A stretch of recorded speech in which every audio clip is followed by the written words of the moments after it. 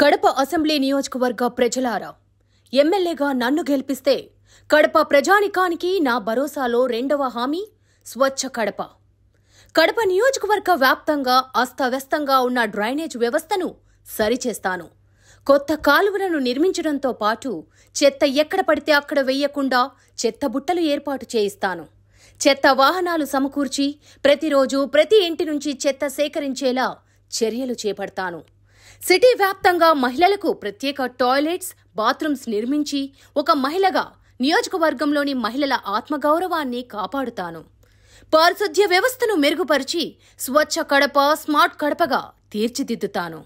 కడప నియోజకవర్గ ప్రజలారా, ఓటు మీది, హామీలు నెరవేర్చే బాధ్యత నాది. మీ బిడ్డగా మాట ఇస్తున్నాను. మీ మధ్యనే ఉంటా, మీకోసమే పనిచేస్తా.